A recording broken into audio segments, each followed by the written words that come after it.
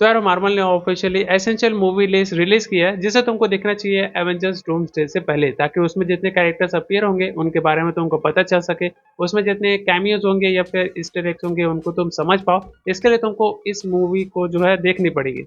And इस list को देखने के बाद बहुत हद तक कुछ ये पता चलती है कि कौन कौन से कैरेक्टर जो है एवेंजर्स डूम्सडे में रिटर्न करने वाले हैं और कितना बड़ा रोल होगा और कितना इंपॉर्टेंट रोल होगा। एंड बिलीव मी, ये लिस्ट उतनी बड़ी नहीं है एज कम्पेयर टू इससे पहले जो लोग बना रहे थे। अगर तुमको डूम्सडे देखनी है तो तुमको सारी एक्समैन की मूवीज देखनी पड़ेगी, सारी एमसीयू की मूवीज देखनी पड़ेगी।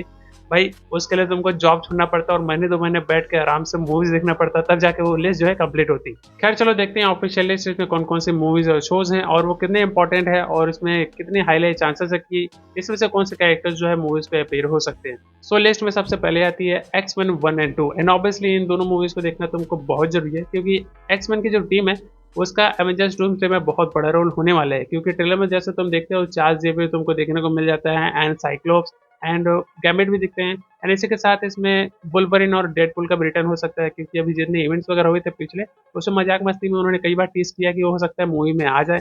एंड प्रॉब्ली इसके साथ जो स्पाइडरमैन में जीन ग्रे तुमने देखा वो भी अब ऑफिशियल आ चुकी है एक्समैन की टीम, मतलब मार्वल में पहले तो नहीं थी। सो बेसिकली तुमको एक्समैन मूवी देखनी चाहिए ताकि जितने एक्समैन के कैरेक्टर्स हैं उनकी टीम है उनकी बेटर अंडरस्टैंडिंग के लिए। इसके बाद लिस्ट में है captain America first Avenger. And इस मूवी को तुम स्किप कर सकते हो मेरे हिसाब से क्योंकि ये कैप्टन अमेरिका की फर्स्ट मूवी थी एज अ टाइटल जिसमें स्टीव रॉजर्स कैप्टन अमेरिका बने। एंड इसमें हमको जो है पैगी कार्टर का कैरेक्टर देखने को मिलता है जो कि उनकी लव इंटरेस्ट है। उनको तुम एवेंजर्स एंड गेम में शायद देखा होगा जहाँ पे उसके एंड में जब कैप्टन अमेरिका जो है सारे इंफिनिटी स्टोन्स रिटर्न करने जाता है तो वहाँ स्पेंड करता है वो पैगी कैरेक्टर के साथ। और वहीं पे हो सकता है उन्होंने शादी वादी की हो क्योंकि अभी जो डूम्सडे का ट्रेलर था उस पर तुम देख सकते हो स्टीव रॉजर जो है बेबी होल्ड करके रखा हुआ है, तो उन्होंने शायद उस टाइम पे शादी कर ली होगी, अपने फैमिली के साथ टाइम बिताया होगा।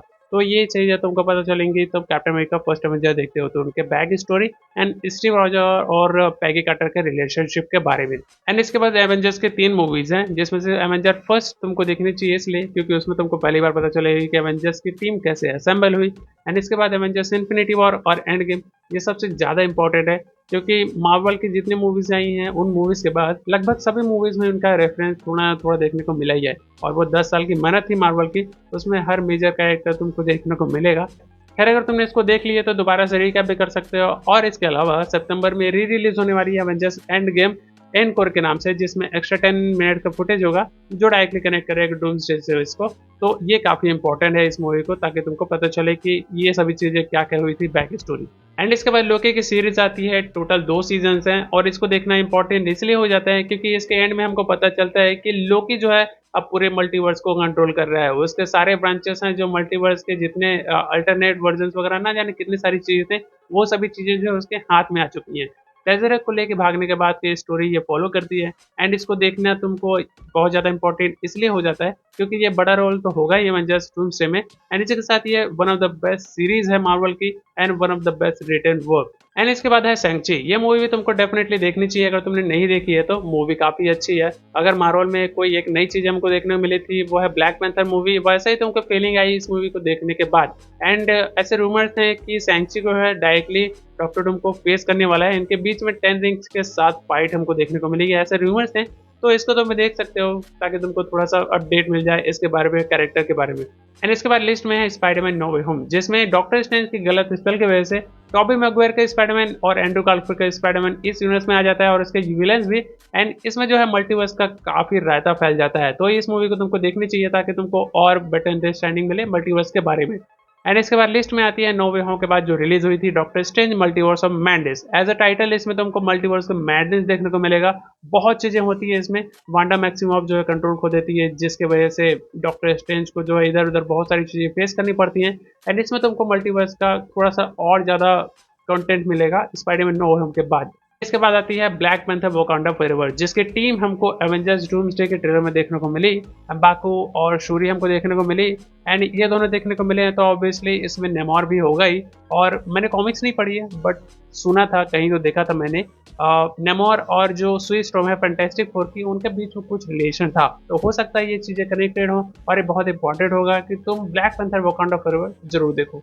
डेडपूल एंड वुल्वरीन इसके बाद आती है लिस्ट में, जिसमें डेडपूल के बहुत सारे वर्जन तुमको एंड वुल्वरीन के बहुत सारे वर्जन देखने को मिलेंगे मूवी में। सो अगर तुम एंजॉय करना चाहते हो तो मूवी तुमको बिल्कुल देखनी चाहिए। एंड जो कि अभी जो रिसेंट र्यूमर्स थे उसके हिसाब से ह्यू जैकमैन के वुल्वरीन और डेडपूल भी रिटर्न करने वाले हैं मूवी में डूम्सडे में। ऐसा कंफर्म तो नहीं है बट र्यूमर्स है, तो हो सकता है रिटर्न करें। इसके लिए तुमको इस मूवी को देखनी चाहिए। एंड इसके बाद आती है captain America brave new world. इस मूवी को तुम स्किप कर सकते हो क्योंकि मेरे हिसाब से उतनी इंपॉर्टेंट नहीं है, क्योंकि कैप्टन अमेरिका जो है अपनी शील्ड दे देते हैं एवेंजर्स एंड गेम में सैम को, और वो रिटायर हो जाते हैं कैप्टन अमेरिका से।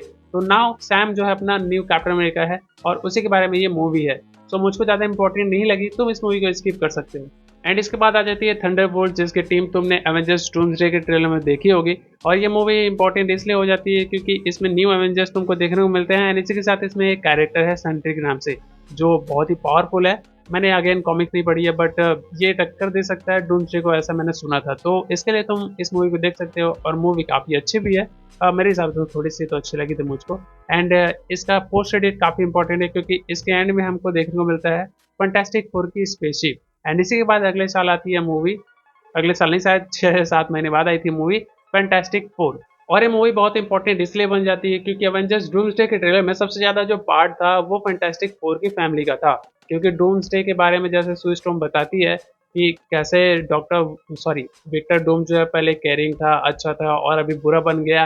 एंड इसी के साथ रीड रिचर्ड जो है डायरेक्टली फेस टू फेस बात करता है डॉक्टर डूम से, Victor did you do that भाई। इसके हिसाब से यार इनका जो है रिलेशनशिप काफ़ी लंबा होगा इनके फैमिली के साथ, डूम के साथ।